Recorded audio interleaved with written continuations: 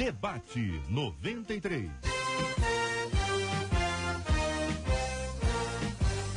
Realização 93 FM. Apresentação J.R. Vargas. Alô, meu irmão, alô, minha irmã, aqui fala J.R. Vargas. Estamos de volta, começando aqui mais uma super edição do nosso Debate 93 de hoje, nessa quarta-feira, dia 7 de junho de 2017. Fale com o Debate 93. 2461-0093. E-mail debate@radio93.com.br. Facebook Rádio 93 FM. Site www.radio93.com.br. Fale com a 93 pelo WhatsApp 96803-8319. 96803-8319. Minha gente, bom dia, Marcela. Bom dia, JR, bom dia aos nossos ouvintes, aos nossos debatedores. Tenho dito aqui que a gente gosta de contar história, mas também gosta de ouvir história. Então conta a sua história com o Debate 93 e manda pra gente 96803-8319 o seu áudio num lugar tranquilo, contando aí a história do Debate 93 na sua vida. Compartilha com a gente que o JR toca aqui. Maravilha, e eu quero dizer a você que hoje você pode participar conosco também mais uma vez pelo nosso Facebook, que é uma máquina muito interessante, uma ferramenta muito importante para você compartilhar conosco. E hoje nós temos aqui na nossa foto aqui no Facebook, no post do Debate 93 de hoje, você vai conhecer ali a pastora Elaine Cruz. Ao lado dela você vai conhecer o reverendo Hélio Tomás. Ao lado dele está também o pastor Gilton de Medeiros. Ao lado dele o reverendo José Magalhães Furtado. Ao lado deles está o Malta Júnior. E eu estou aqui ao lado do Maltinha Júnior e você pode participar dando a sua opinião, comentários, observações também no Facebook da 93 FM neste post especial. Vamos chamar a Kátia. Ô, pastor Elaine Cruz, chama a Kátia, por favor. Kátia. Kátia. Ô, Kátia. Meu nome é Kátia do Caxambi. Bom dia, debatedores. Bom dia, Rádio 93. Amo vocês, escuto vocês todos os dias e aprendo muito com vocês. Coloco até meus patrões para ouvir vocês. Aprendo muito, muito. Vocês são uma benção na minha vida. Beijos.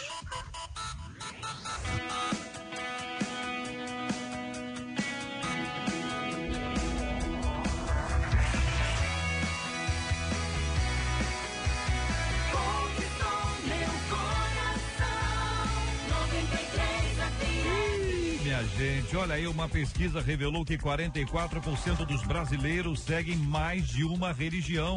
O autor do estudo, o psiquiatra Mário Pérez, afirmou que em quase metade das vezes o brasileiro pratica o que é chamado de sincretismo religioso, misturando diferentes cultos e com reinterpretações de seus elementos. Essa pesquisa descreve uma mistura, por exemplo, de conteúdo em comportamento. Pessoa, às vezes, é evangélica, age como um católico e tem elementos da sua fé que são elementos do espiritismo. Você acha que alguns evangélicos, apesar de acreditarem na Bíblia, misturam sua fé em outras crenças também? Acreditar que um objeto tem poder é uma espécie de sincretismo religioso? Qual o segredo para uma fé genuína nos preceitos bíblicos e no Evangelho de Cristo? Meu querido pastor Gilton de Medeiros, que além de pastor é jornalista, o senhor acha que é uma realidade o que indica essa pesquisa, pastor? Bom dia. Bom dia, JR, bom dia, amigos da 93. Sim, JR, eu acredito que essa pesquisa revela a verdade do que acontece. O querido pastor Hélio Tomás, o senhor está de acordo? O senhor acha que é isso mesmo? Eu também estou de acordo, porque a questão aqui está em Jesus, né? Quando você diz, Deus te abençoe, você abrange todos os conceitos religiosos e você é bem aceito nessa saudação. Mas quando você diz, Jesus te abençoe, aí há restrições. Quero ouvir a sua opinião, ouvinte amado, também sobre esse assunto, a sua experiência no nosso tema de hoje. Aqui também a Sânia Richard Ross, ela é tricampeã olímpica do revezamento 4x400 do atletismo pelos Estados Unidos e virou notícia por revelar em sua biografia que fez um aborto antes da Olimpíada realizada na China. A atleta disse que, como cristã, ela foi colocada em uma situação difícil porque seria um filho fora do casamento e no auge de sua carreira. Dizia ela: o que patrocinadores, família, igreja e fãs pensariam? Sânia contou que resolveu compartilhar essa história para glorificar a Deus e dizer às pessoas que é possível voltar atrás de qualquer decisão. Não importa o que tenha pensado no passado, ainda se pode ter Deus ao lado. Você concorda com ela? Aparentemente ela pecou e se deu bem. Você já teve essa sensação? Para viver um verdadeiro arrependimento é necessário reconhecer o pecado. Existe perdão sem arrependimento? Com o perdão tudo se faz novo. Pastor Elaine Cruz, muito bom dia. Bom dia a todos os nossos ouvintes. Na verdade, com o perdão, o amor de Deus que se renova, a misericórdia se faz nova. Mas a gente muitas vezes carrega aí algumas consequências. Olha, eu quero ouvir a opinião também do querido pastor José Magalhães Furtado. Bom dia, meu querido. Bom dia, JR, bom dia, debatedores, amados. Eu entendo que nós estamos num período, isso não é novidade, de influências, né?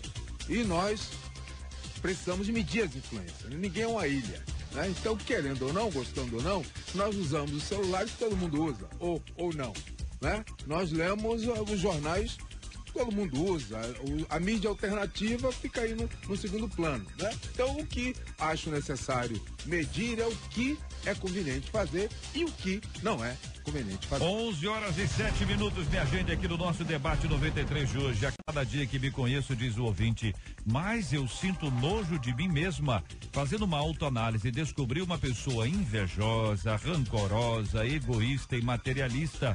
Tenho vergonha de quem eu sou e o pior é que não consigo me libertar. Tenho medo de Deus me rejeitar, assim como fez com Saul. O que fazer quando nos decepcionamos conosco mesmo? Ainda hoje é possível que Deus rejeite alguém por seus erros, assim como fez com Saul? Como mudar e o que fazer para que Deus não desista de mim? Eu pergunto a você, ouvinte, que pensa você sobre esse assunto? Este é o Debate 93, com J.R. Vargas, na 93 FM. Ouvindo os nossos queridos debatedores sobre o tema. A gente tem aqui, com certeza, um querido, né? Me parece que é uma mulher, que deve ter algum tipo de um temperamento aí onde ela guarda coisas, né? Uma pessoa que é rancorosa, egoísta. Existem algumas pessoas que têm facilidade de guardar sentimentos, emoções. Tem gente que, ao ouvir alguma coisa, tem a resposta na ponta da língua. Tem gente que só no dia seguinte vai pensar naquilo que deveria responder. E tem algumas pessoas que não falam, que vão guardando. E essa aí é a questão da amargura, do rancor, que vai gerando uma série de outras consequências. A autoanálise é muito bom e a gente precisa, volta e meia, tá olhando para dentro da gente, mas eu vejo aqui, parece que aquele sentimento de que eu sou assim e agora eu não tenho o que fazer. E, na verdade, não é essa a razão, né? Se você é uma pessoa muito calada, minha sugestão para você é encontre alguém que você ama, alguém que seja evangélico, pode ser o seu pastor ou alguém da sua igreja. Se não tiver ninguém para você falar, anote tudo num papel. Às vezes é importante anotar assim, o rancor de 12 anos de idade, quando meu primo fez isso. Anota tudo no papel, tira uma tarde com Deus e ora, coloca diante de Deus. Aí você vai perguntar, Deus já sabe. Sim, mas a gente não ora, a gente ora pra gente falar, pra gente se colocar, né? Ora, coloca essas coisas diante de Deus, pede perdão a Deus, organiza isso. Claro que se você puder buscar uma ajuda psicológica é muito bom, mas se você não conseguir, pelo menos com Deus faça isso. E a partir daí, decida, né? Lembrando sempre que o meu sentimento de inveja, o meu sentimento de rancor, ele não vai passar enquanto eu tiver pensamentos invejosos, egoístas, o que quer que seja. Então mude a sua forma de pensar. Pensa naquilo que é bom, pensa naquilo que o outro tem de melhor, pensa nas coisas boas que você tem. É uma decisão de mudar a forma de pensar para a partir daí mudar o que sentir. Uma outra coisa que precisa dizer, JR, que eu acho que é importante, é de que essa pessoa, ela nada mais é do que uma pessoa, isto é, bem-vindo, né, ao clube dos humanos. Os seres humanos, eles têm sentimentos ruins como sentimentos bons. Eles têm sensações, têm impressões, têm experiências, quer dizer, é um conjunto de vivências que nos fazem muitas vezes nos sentirmos mal conosco mesmos e também momentos que nós nos sentimos muito bem conosco mesmo. Então, eu acho que também aqui é uma questão de dosar aquilo que ela está sentindo. Será que ela é a pior pessoa do mundo? Será que ela é o fim da picada? Ou será que ela não está também, de alguma maneira, cultivando todos esses sentimentos, tudo isso, até talvez querendo que alguém se compadeça ou alguém se interesse? Quer dizer, eu acho que ela pode trabalhar esses sentimentos, mudar isso e viver uma vida plena, uma vida bem melhor. Eu creio que a nossa ouvinte, ela, ao consultar a sua consciência, ela entrou numa crise. E essa consultar a consciência é uma característica humana, né? E é louvável, né, nós termos consciência. Se há um motivo para nós também louvarmos ao Senhor é por termos consciência.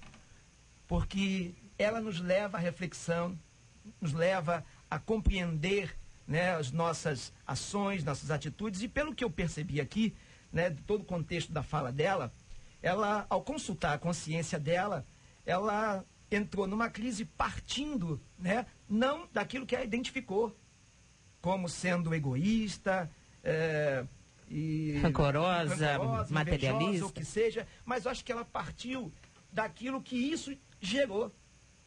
Porque eu acho que a consequência disso, que seria os atos dela, o que os atos dela proporcionou e a incomodou e trouxe à consciência um conflito, fez com que ela identificasse essas coisas aqui apresentadas. Sim. E aí o interessante é o seguinte, no momento em que ela, consultando a consciência, ela percebeu que errou, que pecou, né? Aonde é que nós encontramos o ponto específico dessa análise? Seria na forma com que ela reage a essa observação. Como questão do erro, do pecado, como é que... qual é o caminho que nós tomamos? Depende de como nós respondemos, né, a essa avaliação. Ela aqui cria um ambiente onde ela... um tribunal, né, onde ela avalia o problema, define o problema, se julga e se condena. Né? E o mais importante de tudo, o mais perigoso de tudo, é que ela se condena, né, trazendo Deus como o juiz daquilo que ela mesma já se autocondenou, na semelhança do que ela mesma já está sentindo acerca dela. Né? Porque ela pergunta, como é possível mudar essa situação? Né? Será que Deus vai desistir de mim? Né? Deus vai me tratar como tratou Saul? Né? Ela está pensando se Deus vai tratar ela como ela se tratou na realidade. Exatamente, né? Exatamente isso. Por quê? Se nós formos analisar a questão Deus não vai. Entre Saul e Davi, existe uma diferença. Os dois pecaram, os dois erraram, mas a diferença é que um escondeu o erro, transferiu o erro para uma outra situação, e Davi não, ele reconheceu, se arrependeu e confessou. Ela se autocondenou, trazendo a figura de Saul, né, como já essa autocondenação. Eu não sei se análise ou essa autoanálise representa uma atitude de humildade ou de quê, né? Eu me recordo de um doutor dos gentios que ele disse: miserável homem que sou, quem me livrará do corpo dessa morte? O bem que quero fazer não faço, não é? Se essa querida irmã, se essa pessoa, se ela está procurando referencial, o referencial não é para baixo. O referencial é para cima. Porque o Deus que nós conhecemos perdoa qualquer tipo de pessoa. Né? Tenha feito, seja lá o que for. Né? Eu me surpreendo com o fato de que a grande maioria se acha o máximo. Né? Eu me surpreendo com essa narrativa, não sei que percentual da população se enquadra nisso. Porque a grande maioria, né, em flagrante delito, não fiz, não tal. Né? Então, se essa reflexão apontar para cima, eu acho que vai acontecer com ela o que aconteceu com Paulo, o que aconteceu com tanta gente que buscou em Deus esse referencial. Se a análise aponta para baixo, aí tem gente mais qualificada nessa área, psicólogos, psiquiatra, etc., né, para informar que corre um perigo, né, até de tirar a sua própria vida por achar que não vale absolutamente nada. Vamos ver se eu entendi, companheiros. Uma pessoa que se senta, por exemplo, ou que se perceba, no caso dela, que se descobriu invejosa, rancorosa, egoísta e materialista. Vamos usar esses 4 pontos, elementos, enfim, que ela descreveu aqui, né? Invejosa, rancorosa, egoísta e materialista. Se uma pessoa se percebe assim, se descobre assim, a questão é, ela é a única pessoa que tem isso? Tem mais pessoas que têm isso? Ou o que ela vai fazer com isso? O que ela faz com essa realidade que aí está? Se ela leva a um arrependimento, a uma transformação, uma mudança, uma busca de abandonar essas coisas, porque ela tem evidências suficientes que está agindo assim, ou ela vai dizer, não, eu estou sendo muito dura comigo mesmo, na verdade não sou tão invejosa assim, eu invejo só de vez em quando, rancor eu tenho de poucas pessoas, só de 50, egoísta, não, de vez em quando eu penso no outro, e materialista, eu não é que eu sou materialista, eu gosto só de ter as coisas. Eu acho que... Ou seja, está subestimando o problema. Na verdade... Questão de superestimar e subestimar. Na verdade, assim, todos nós temos uma gama de emoções positivas ou negativas, né? E aí a gente está falando aqui inveja, egoísmo, uma série de atitudes que todos nós erramos, todos nós temos essas possibilidades. Agora, não basta a gente saber que tem, a gente precisa fazer alguma coisa. E é por isso que eu digo, na grande maioria das vezes, quando ela coloca aqui inveja e rancor numa mesma frase, isso me faz imaginar uma pessoa que guarda as coisas. Daí que eu digo da importância dela arrumar alguém para falar. Se ela não tiver alguém que possa ouvi-la, né, falando, não é autocomiseração, não. Eu guardo essa mágoa, eu tenho esse trauma, essa pessoa me falou isso, eu nunca mais esqueci. É de uma forma muito objetiva. Por isso que eu coloquei aqui. Às vezes é importante anotar os pontos para fazer tudo de uma vez. Senão a pessoa faz uma coisa hoje, no outro dia lembra de outra coisa. Se você não conseguir fazer isso com uma pessoa, faça isso com Deus, que aliás é a melhor pessoa, né? Ore, busque, coloque diante de Deus. Mas a partir daí, entenda que a gente tem um Deus que não rejeita. A gente tem um Deus, nós estamos vivendo um período da graça de um Deus que nunca rejeitou e que muito menos hoje rejeita. É um Deus que perdoa, é um Deus que acolhe, é um Deus que abraça, e é um Deus que faz transformação a partir do Espírito Santo que habita em nós. Então, isso dá para ser mudado. Algumas pessoas, todos os dias, que pessoas têm facilidade de guardar ou não conseguem responder, vão ter que orar a Deus para Senhor, me ajuda a esquecer. Às vezes vão ter que jejuar para esquecer. Tem gente que ouviu, falou, já se aliviou ali, vai vivendo a vida melhor. Então, a gente precisa entender primeiro qual é o tipo de pessoas que nós somos e, a partir daí, aprender que se eu sou uma pessoa que tem uma tendência a guardar rancor, eu tenho que tomar cuidado com isso e a vida inteira pedir graça a Deus, orar a Deus, colocar diante de Deus. Agora, o que não dá é para se julgar, ficar de braço cruzado e achar que não tem jeito. Com Deus sempre há solução. Sempre. E aí, se Deus perdoou, ela precisa aceitar o fato disso e ela mesma se perdoar. Sim. Porque também tem isso. A pessoa que tem essa tendência de acumular, guardar, ela também tem dificuldades para se perdoar. Então ela fica, será que Deus me perdoou mesmo? Será que eu não tenho que sofrer alguma coisa para provar que eu... né? Então ela precisa também desenvolver a capacidade de se perdoar e dizer, perdoado estou e não devo mais nada. E vou embora. Prosseguir na vida. Exatamente. Ela tem medo, né? Ela demonstra medo, ou seja, ela entende que se isso não for tratado, né, ela poderá ter consequências danosas, e ela cita alguns personagens aqui que tiveram. Então, mas só ter medo não resolve, não. Né? Ou a Bíblia, de forma fantástica, relata, né, a experiência, se confessarmos os nossos pecados, Ele é fiel e justo para nos perdoar os pecados e nos livrar de toda a injustiça. Então, se nós tomamos uma posição a favor de Deus, Deus tomará uma posição a nosso favor. Que não dá para ficar em cima do muro, eu sei que estou doente, eu sei que não é, e não toma providência, né? Porque Deus pode tudo. Ouvinte contando, JR, se ela chegou ao ponto de fazer essa autoanálise, é um sinal de que o Espírito Santo de Deus está incomodando. Sendo assim, Deus quer transformá-la. Em algum momento da minha vida eu fiz uma autoanálise. Quando fazemos isso, realmente nos surpreendemos com quem somos. Porém, devemos buscar a Deus e nos permitir viver essa transformação naquilo que Ele quer. É assim comigo, somos seres humanos. Isso é um processo em nossas vidas, conta aqui uma de nossas queridas ouvintes, né? É importante, ela coloca aqui a questão de Saul. Saul rejeitou Deus. Saul não quis ouvir Deus. Saul foi procurar outros meios. Então, Deus não rejeitou.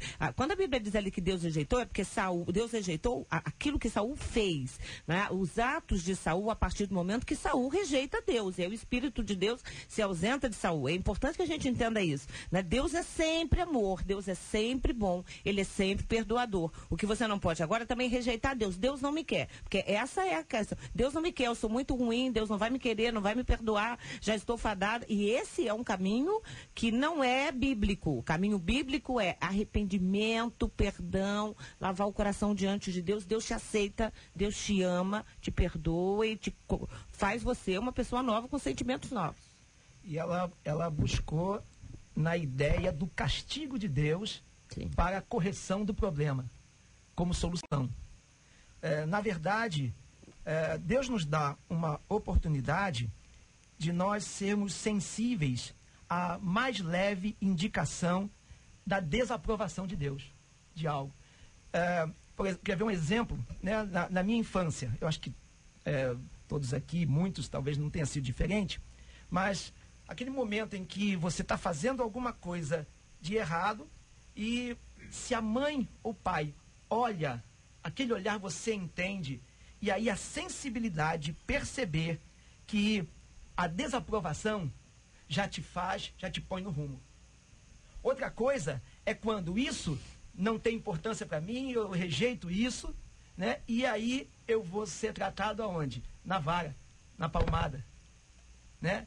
É o que ela está fazendo aqui, ela não está tendo sensibilidade para compreender a desaprovação do Senhor no simples sinal da consciência dela, daquilo que lhe trouxe a ideia de que ela tem algo que produziu erros na vida dela, que voltou dizendo o que realmente ela é, e só que ela talvez não esteja, talvez se auto-perdoando de si mesma, ou ela está buscando como resposta o castigo severo de Deus, né? Quando na verdade o Senhor a olha com olhos diferentes do que ela mesmo mostra que Deus vai lhe olhar, porque parte do sentimento dela para com ela mesma, porque ela diz aqui que cada vez que ela se conhece, mais sinto nojo de mim mesma. Então ela faz uma transferência para Deus em relação a como Deus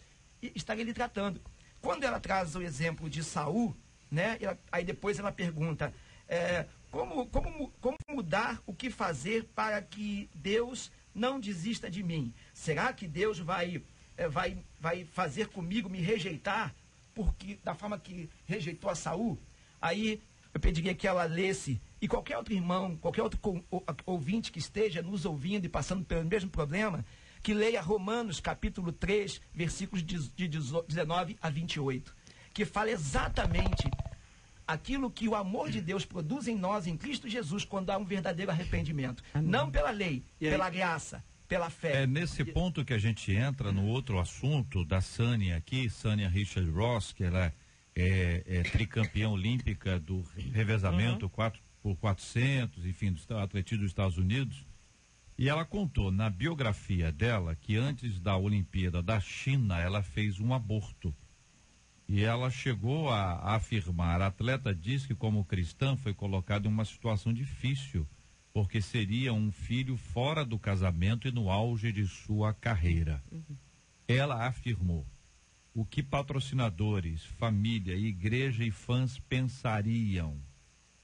Foi o que ela disse ter pensado no passado.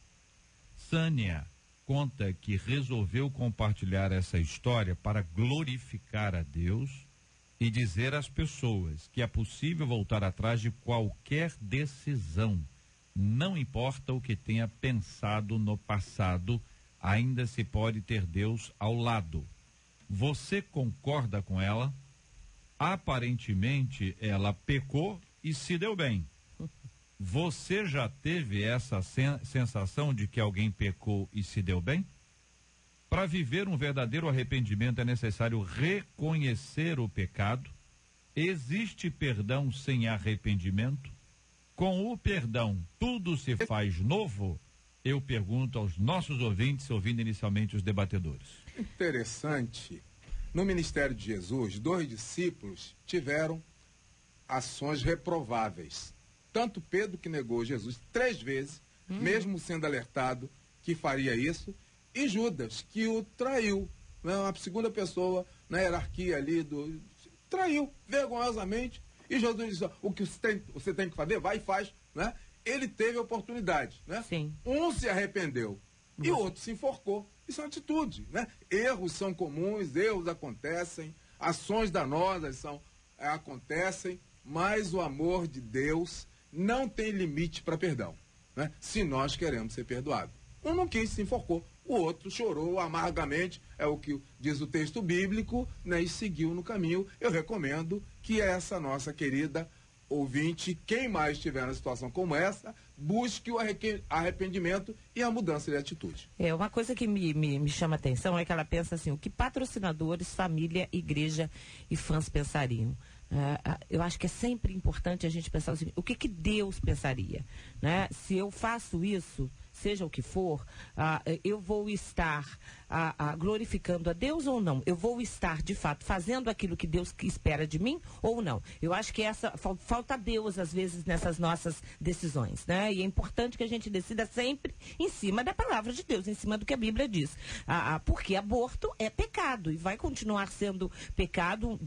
Não estou falando de um aborto voluntário, aquele aborto onde a mulher aborta e ela não tem culpa, mas um aborto planejado é pecado, né? Então, se é pecado, acho que sempre bom, porque a gente pensa assim, mas o que a família vai dizer? O que a igreja vai pensar? O pessoal da igreja vai achar o quê? A primeira questão nossa é o que Deus vai pensar? O que a Bíblia, o que Deus pensa a esse respeito? Aí a gente consulta a Bíblia e decide. Eu não estou só falando no caso da Sânia, não. Em qualquer realidade da nossa vida. Agora, é claro que, uma vez tendo pecado, a gente vai colher as consequências. No caso dela, ela fez o aborto, foi a Olimpíada, enfim. Mas no caso de algumas pessoas, elas às vezes pecam, podem ter uma doença, ou é um filho que fica e que a pessoa vai ter que conviver, ou é um casamento que vai se desfazer e a pessoa vai ter que aprender com aquela situação no qual ela adulterou, enfim, algumas situações e consequências a gente vai colher. Agora, quando a gente fala de arrependimento, a gente está falando dessa consciência plena de entender, de parar. É como o filho pródigo, quando ele cai em si, ele entende, daí a questão da importância da consciência, ele entende o que fez e aí ele muda a direção da vida dele, né? Ele volta atrás. É aquilo que a Bíblia diz, aquele que confessa e deixa o pecado vai alcançar a misericórdia. Sem arrependimento de fato, Deus está sempre pronto a perdoar. A questão não é o perdão de Deus. Deus sempre vai perdoar. Agora, ele vai perdoar aquele que de fato confessa, entende o que fez, cai em si, mas volta para o braço do Pai e volta disposto a não errar de novo. E aquilo vai em paz, mas não peca mais. Isso permite a gente distinguir de uma forma bem prática o arrependimento do remorso. Sim, que é diferente. O remorso é aquele sentimento de culpa ou de mal-estar com o que se fez. A pessoa fica sentada ali chorando e não faz nada, né? Isso, não há uma mudança, não há uma... E até se repete o erro, acaba se repetindo. Enquanto que no arrependimento nós temos uma mudança de atitude e de direção na vida. Sim. E aí, no caso, fazendo essa ponte, né, com essa senhora do depoimento, há coisas que ela fez que não tem como voltar, como, por exemplo, a criança que foi abortada, né? Mas o caminho que ela fez na vida é possível que ela refaça. E é isso que a gente espera, que Deus espera e que eu acho que todos nós esperamos, que alguém, ao arrepender-se, refaça o seu caminho, mude a sua direção e as suas atitudes. Sim.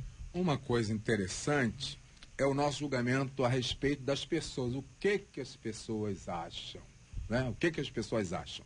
Eu me recordo que o apóstolo Paulo, o apóstolo dos gentios, nunca se esqueceu de que ele errou e das coisas que ele fez. Né? Nós temos que ser consequentes com as coisas que nós fizemos. Com certeza. Né? Mas a graça ultrapassa todo e qualquer pecado. Todo e qualquer. As pessoas vão continuar falando, as pessoas vão... Né, essa marca, né, pode nunca desaparecer, mas a graça de Deus é suficiente para que a gente continue numa vida fora desses padrões tão baixos. E ela aqui revela uma coisa interessante, né?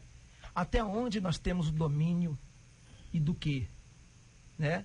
Até onde nós permitimos Deus entrar, porque exatamente sem julgá-la em si, fazendo apenas uma avaliação do relato, ela diz aqui, ela disse atleta, que como cristã, esse é um ponto fundamental, como cristã, foi colocada em situação difícil. Irmãos, nós, por sermos cristãos, por servirmos ao Senhor Jesus, nós somos colocados em situações difíceis a todo momento, todo instante. Nós vivemos uma crise constante. E essa crise que ela revela aqui. E ela continua dizendo, porque seria um filho fora do casamento, né? Então, quer dizer, já havia uma avaliação anterior disforme da condição dela de cristã, né? Fruto de quê? Uma amostra de que ela estava no domínio de todas as coisas dela até então. Daí vem outra situação. Está agora no auge da sua carreira. Aquela gravidez veio no auge da sua carreira. E aí ela pensou nos patrocinadores, os recursos que ela ia ter, o que isso ia ter como repercussão se ela ali encerrasse a carreira dela naquele período, diante de competições e tudo mais. A família, o que a família pensaria. A igreja, o que a igreja pensaria. Os fãs, o que pensariam. Mas, na verdade, como a pastora Elaine colocou, ela não pensou em nenhum momento no Senhor Jesus como cristã, sendo Ele o direcionador da sua vida. Porque ela, até esse exato momento, o que parece é que ela estava no controle de todas as coisas. Quando tudo passou todo evento e abortou uma outra situação em que ela estava no controle e não o Senhor, né? Depois ela volta e diz, bom, agora eu vou me consertar. Aí é que é o perigo, que tá aqui nas entrelinhas do texto. Será que isso não foi algo, quando ela diz, não, para glorificar o nome do Senhor, porque Ele pode perdoar, será que antes ela não pensou, bom, eu faço, depois eu vou me conserto, porque o amor de Deus é tão grande. A verdade é o seguinte, a maioria das pessoas só se assusta quando a consequência chega, né? A gravidez não é o pecado é o que ela vinha fazendo na possibilidade de engravidar, é o ato sexual fora do casamento como uma pessoa solteira.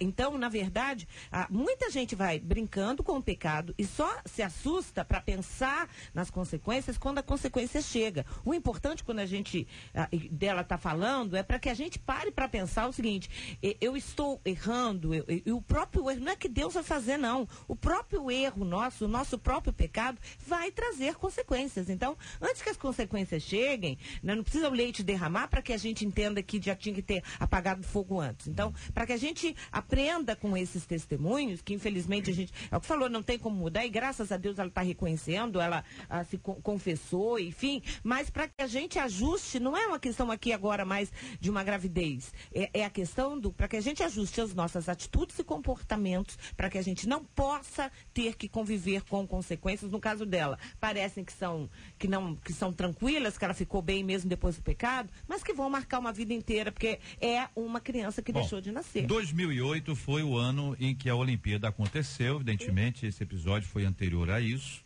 As coisas vêm à tona depois que ela escreve uma biografia, em que ela resolve inserir esse episódio. O mesmo episódio que ela resolveu eliminar em 2008. Quando ela age dessa forma, ela escreve e a afirmação dela é que ela está agindo para a glória de Deus. Quem somos nós para questionar os objetivos dela, os alvos dela? Eventualmente isso pode estar de fato por trás de todas as suas ações. A questão, quando isso se aplica à nossa vida, ao nosso dia a dia, primeiro, a gente pode esconder das pessoas, mas a gente nunca esconde de Deus. O acerto com Deus, ele deve ser imediato, ele não pode ser apenas se for descoberto. O descoberto é uma realidade, o praticado é uma realidade que Deus conhece, e Deus conhece antes da própria prática, antes do próprio ato. Deus conhece porque Deus está vendo todas as coisas. Para viver um verdadeiro arrependimento é necessário reconhecer o pecado. Eu pergunto aos irmãos, é possível que alguém chegue ao arrependimento sem reconhecer aonde errou, como errou, por que errou, ou seja, essa avaliação feita aqui? Não é possível. Não é possível. Não, tem que cair em si, tem que entender onde fez. Além de não ser possível, né, mascarar ou fingir que nada aconteceu é um segundo pecado. Mostra, né? Porque se ela não confessa, né? Ela podia não ter, ela tinha a opção de não ter confessado. Né? Se ela confessa, é porque ela, e eu aproveito para dizer que o senso comum trabalha contra a visão bíblica. Né? Não, que isso, aborta assim, não, pega uma propina assim, ninguém sabe, todo mundo faz. Não, o padrão bíblico é outro. Né? Então, é preciso confessar e é preciso mudar de rumo. Porque se confessa e não muda de rumo, também não resolveu muita coisa. Não há arrependimento. Houve só a conscientização, mas não há arrependimento. Se a gente for parar para pensar em termos da palavra arrependimento, pressupõe o reconhecimento de um erro. Então, se a pessoa não admite que errou, é impossível que ela se arrependa. Então, eu vou perguntar um pouquinho mais, então. Quando a pessoa diz assim, olha, por exemplo, tem muita gente que ora assim, é uma oração antiga, me perdoe pela multidão dos meus pecados. É uma frase que muita gente utiliza. Vocês afirmaram que se o indivíduo não reconhecer o pecado que pecou, né, ele não tem arrependimento. Sim. Então, como uma pessoa pode pedir perdão pela multidão, ou seja, pelos todos os meus pecados de maneira objetiva, está entendendo? Porque isso pode ser uma frase que está dentro do contexto, Senhor, eu confesso tudo, eu me arrependo de tudo aquilo que desagrada ao Senhor. Não é um julgamento, isso pode ser lindo, fantástico e eficiente. Mas a questão é, considerando o que vocês afirmaram anteriormente, como a gente lidar com a confissão de pecados? Sendo mais objetivos possível. A gente volta àquele assunto lá, tem que listar, tem que colocar para Deus. Tem gente que na hora assim, pelos pecados inconscientes, né? Pelas coisas que eu não me lembro.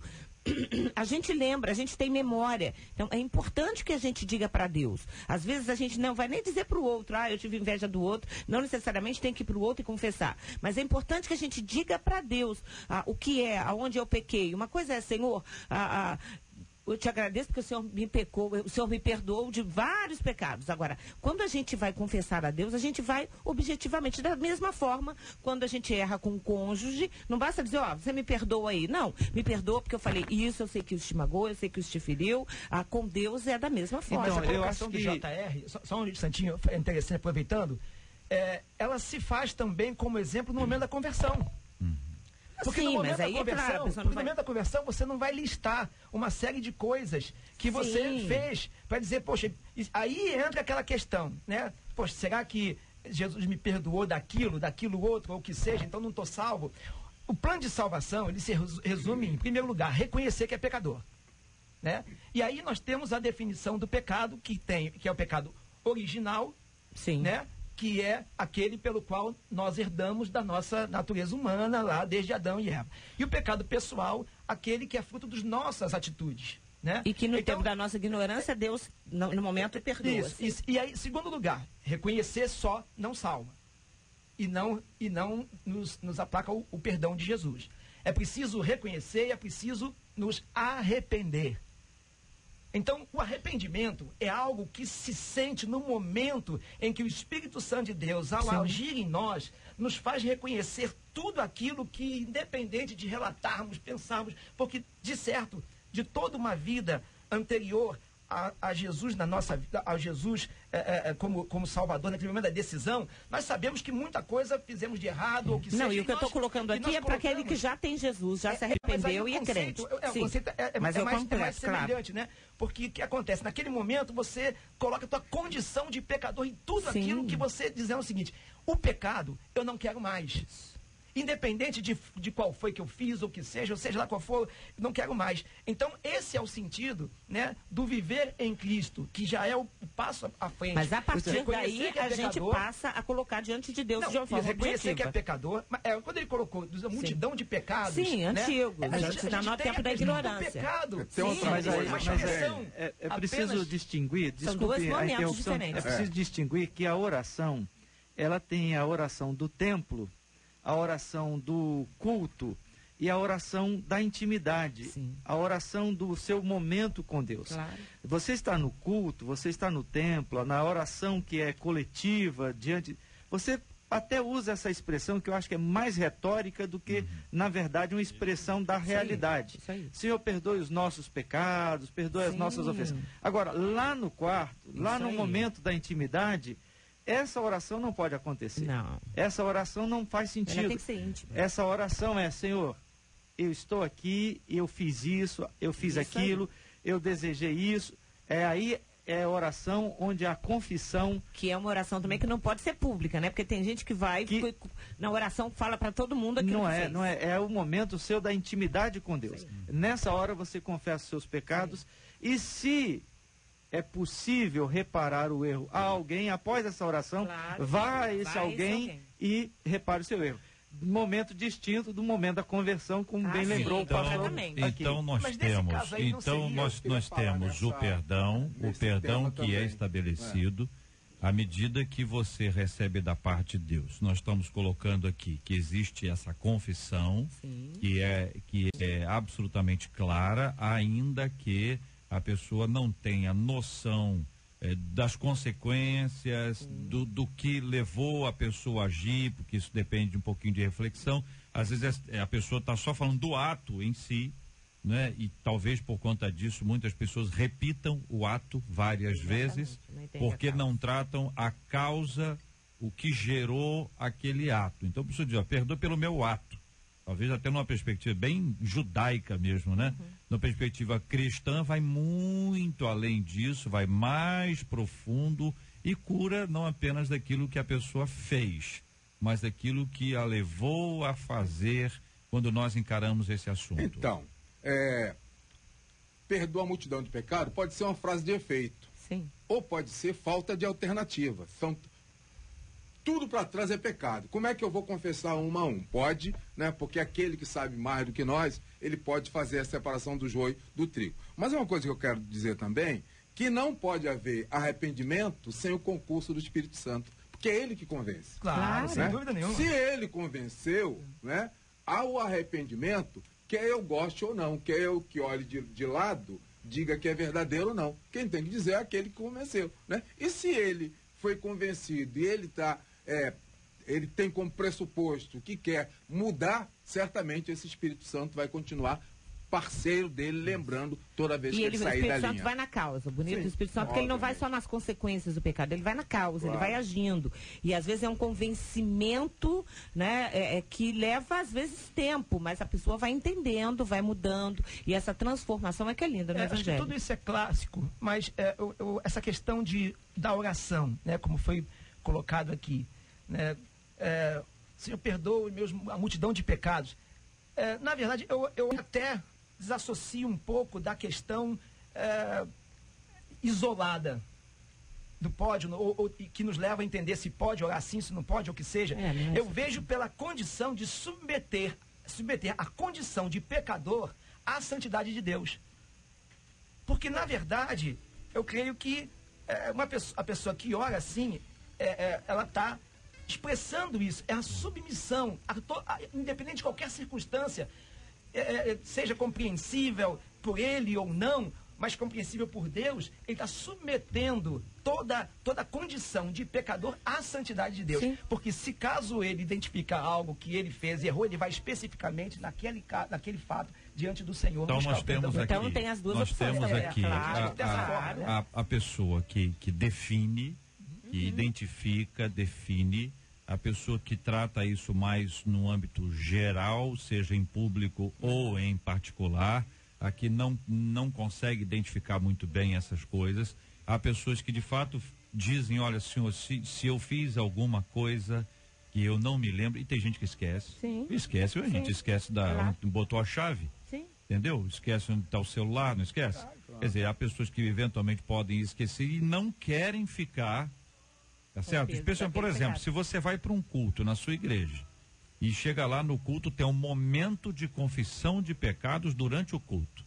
Aí você chega e você faz o quê? Só vou lá fora e já volto que eu estou muito bem. Vai aproveitar esse momento, o pessoal está orando aí pedindo perdão, eu vou tomar água lá fora, que eu tô muito bem, eu não fiz nada de errado. É o momento que você vai orar, vai clamar ao Senhor, e é uma oração, curiosamente, ouvinte, que eu não posso orar por você e você não pode orar por mim, porque o perdão é individual.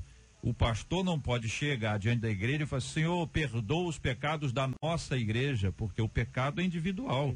Ele pode interceder, convence, Senhor, abençoa, Pai, transforma essa pessoa, muda essa pessoa, vem com teu Espírito Santo. Agora, o pastor, a oração pelo perdão, ela é individual.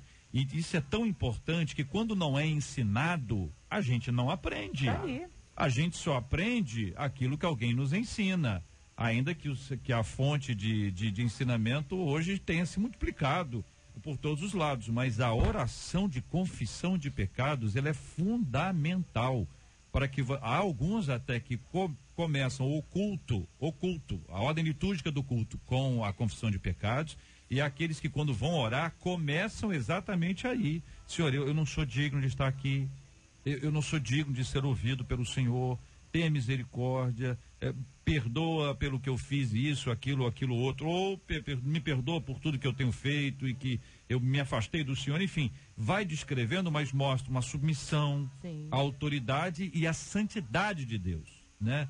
E o mais extraordinário nessa história toda é que Deus, apesar de ser tão santo, ele ainda se importa com gente tão não santa como nós. E ele vem com a sua graça, ele nos abraça e ele nos oferece uma bênção maravilhosa que é incomparável, a bênção de sermos perdoados pelo Senhor. Antes do partir do pão, perdoar, antes do vinho tomar, amar, sim, eu quero te amar, ser amado, eu preciso ser amado. Você ouve Debate 93 com J.R. Vargas. Ô, pastor Gilton, por gentileza, chama o Cláudio aí. Cláudio. Só isso, você? Não, fala aí, conversa com o Cláudio. Bom dia, Cláudio.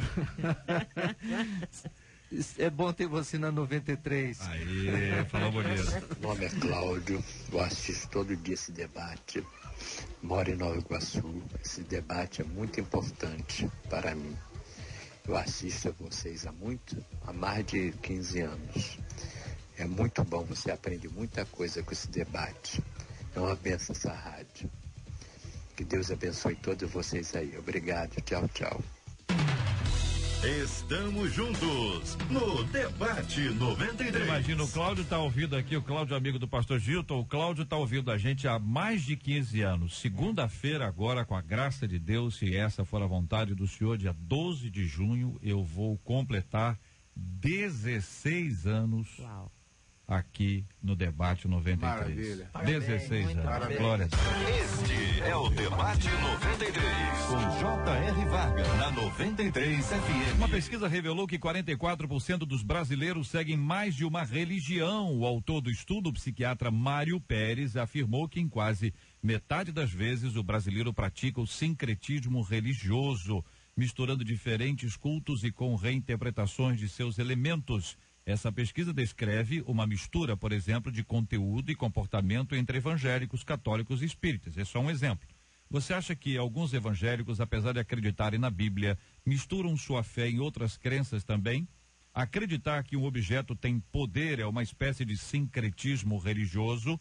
Qual o segredo para uma fé genuína nos preceitos bíblicos e no Evangelho de Cristo? Uma de nossas ouvintes contou aqui no nosso WhatsApp que ela é um grande exemplo disso. Ela é católica, ela estuda o kardecismo e frequenta uma igreja evangélica.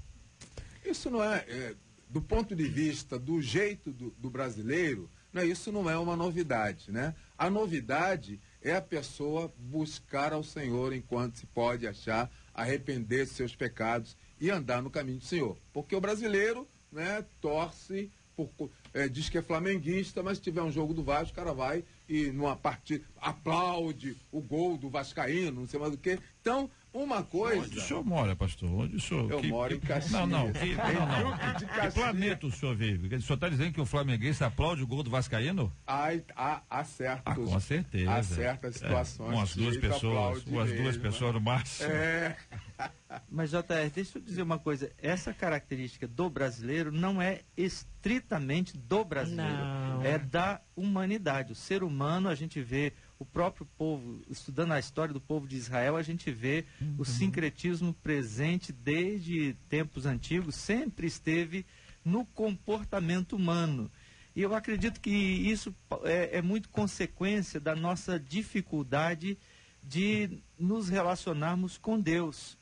Normalmente nós temos medo, as pessoas têm medo de Deus. Não do Deus a quem nós adoramos, mas do Deus no sentido geral. E aí o que acontece? Esse medo faz com que elas desenvolvam a seguinte atitude: eu tenho que agradar a todos os santos. Eu não posso desagradar a esse ou aquele. Então eu faço uma oferenda aqui, eu faço uma oferenda ali. Então essa atitude é da humanidade, é uma atitude que nós brasileiros temos também e está presente na nossa cultura, mas é geral. Agora, infelizmente, a gente percebe que isso está se tornando comum em todos os grupos, inclusive os dos evangélicos, coisa que até algum tempo atrás não era comum. Olha, aqui no Facebook, a Ângela dizendo: conheço pessoas que vão à igreja, que vão à macumba, e quando o negócio aperta, voltam para a igreja. São pessoas que conhecem a Bíblia, sabem as coisas grandiosas que Deus faz nas nossas vidas. Fiquei que nem macaco, pulando de galho em galho. A Eunice diz aqui: olha, existem pessoas que misturam as coisas da religião, irmão que é crente há muitos anos, e fala: nossa senhora.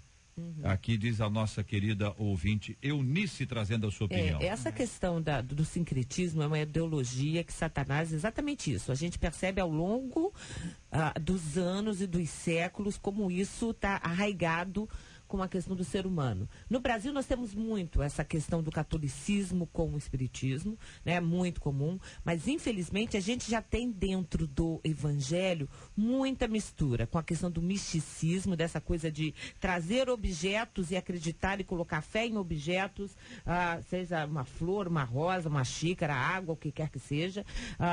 E também a gente já tem uma mistura muito grande aí de igrejas evangélicas com a questão do judaísmo. Então a gente está percebendo que, infelizmente, agora, aquele evangélico que de fato segue a Bíblia vai ter dificuldade de lidar com a questão do sincretismo. Porque a gente está falando de algo que tem a ver com adorar um outro personagem que diz que é Deus, mas que não é Deus, que o Deus de fato só tem um.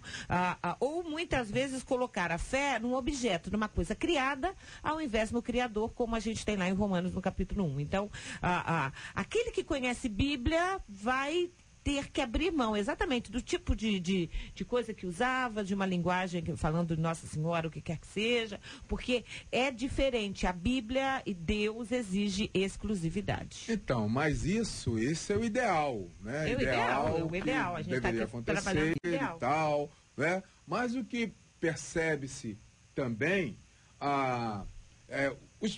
todo o ministério dos profetas foi combatendo essa coisa. Todo o ministério dos profetas. Então, isso demonstra que em certos ciclos da história nós regredimos. Né? Na pureza cultural, né? O templo de Jerusalém sacrificava para outros deuses dentro do templo de Jerusalém. Né? Então, falta esse rigor. Né? O que nós queremos? Que Deus é esse que nós servimos? Que Deus nós servimos? Então, enquanto a pessoa está indefinido, eu bebo uma água aqui, bebo outra ali, vamos ter esse, né? E outras quando a gente pode estar num certo culto sem nenhum compromisso. Aí, quem não tem compromisso com o culto, não tem compromisso com a fé, não tem compromisso com a Bíblia, para esse vale tudo. É interessante registrar, eu acho que também há uma questão aqui. Nós vivemos num tempo em que quantidade é sinônimo de aprovação ou de referência para alguns líderes dos nossos grupos. Então, mais importante do que a pureza na fé ou a biblicidade do que se prega, mais importante é a quantidade de pessoas que estão presentes nesta ou naquela reunião.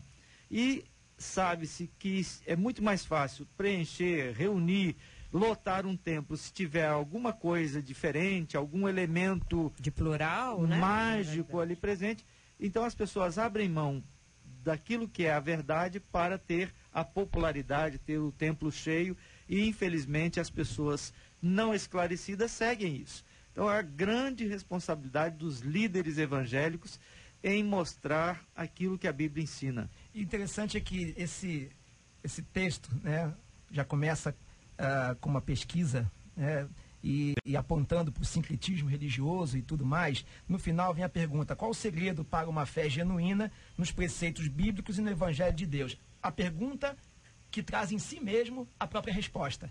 Porque aqui, quando ele fala os preceitos bíblicos e do Evangelho de Cristo. Então, quando nós conhecemos, né, a palavra de Deus, né, conhecereis a verdade vos libertará. Não é a verdade das religiões, não é a verdade individual, é a verdade de Deus, a palavra de Deus em Cristo Jesus. Ela é a verdade. E aí nós estamos aqui desprendendo de uma questão religiosa, né? E eu creio que o Evangelho de Cristo, que revela Jesus Cristo como a solução para a questão do sincretismo, que é uma questão, mesmo que não seja nossa especificamente, mas ela é muito arraigada em nós. Por quê?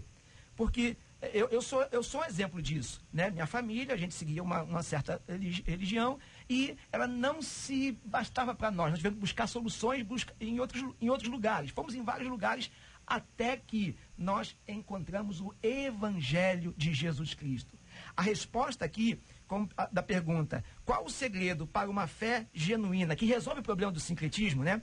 Nos preceitos bíblicos e no Evangelho de Cristo? É Jesus Cristo. Porque Deus, cada religião tem o seu conceito e coloca a sua forma de identificá-lo. Mas Jesus Cristo, só o cristianismo. Conhecer e viver, né? Conhecer e viver. Historicamente, do ponto de vista bíblico, nós temos, a partir de Atos dos Apóstolos, o envolvimento dos judeus com o cristianismo, querendo judaizar o cristianismo. Exatamente. Que foi uma questão definida num concílio, numa reunião, em que Tiago teve a responsabilidade de presidir, e Barnabé e Paulo foram um dos responsáveis para que a notícia chegasse a toda a igreja. Sim. Que envolvia, dentre outros tópicos, a questão da circuncisão. Sim. Que era um elemento judaico, que os judaizantes, os judeus convertidos e aqueles que abraçavam a fé, os gentios que abraçavam a fé, esses judeus queriam exigir que os novos crentes ali fizessem também essa prática. Ou seja,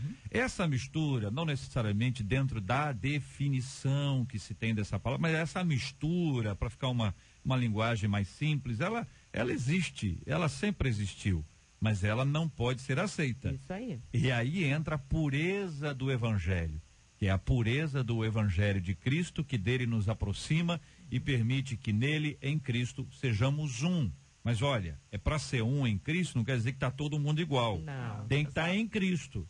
Se não estiver em Cristo, não dá para ser um. Só dá para ser um se estivermos em Cristo Jesus. Você ouve Debate 93 com J.R. Vargas. Pastor Gilton, muito obrigado, um forte abraço ao senhor. Bom dia, J.R., obrigado. Um abraço lá para a Igreja Batista Jardim Santíssimo e para a equipe do Jornal Novas, ligadinha na 93. Pastor Elaine Cruz, nossa menina da mesa, muito obrigado. Um grande abraço para a Pamela, que está ouvindo a gente lá dos Estados Unidos, para o Álvaro, meu marido, e para todos os queridos do Ministério Fronteira e para os ouvintes dessa rádio. Muito obrigado também ao pastor José Magalhães Furtado.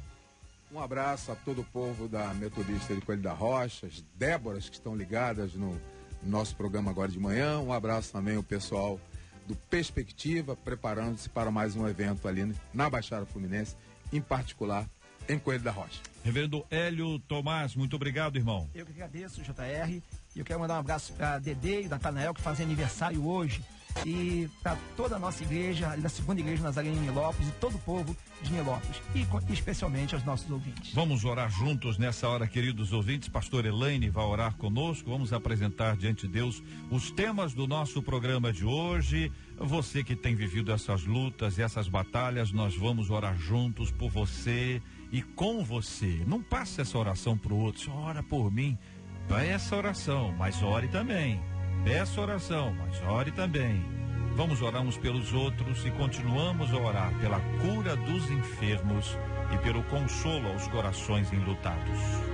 Pai querido, nós queremos, ó Pai, te rogar que o Senhor alcance agora todos aqueles que estão passando por luto, todos aqueles que estão sofrendo, aqueles que estão, ó Deus, em hospitais, ó Deus, estão em presídios que te servem. Abençoa-os, ó Pai. Te peço também por todos aqueles, ó Senhor, que estão buscando em Ti uma mudança genuína, Senhor, uma fé genuína. Ajuda-nos, ó Pai, ajuda-nos sempre a entendermos, ó Senhor, a Tua graça como uma graça que cobre todos os nossos pecados. Se conosco, nos abençoe. Assim oramos no nome de Jesus. Amém. Que Deus te abençoe.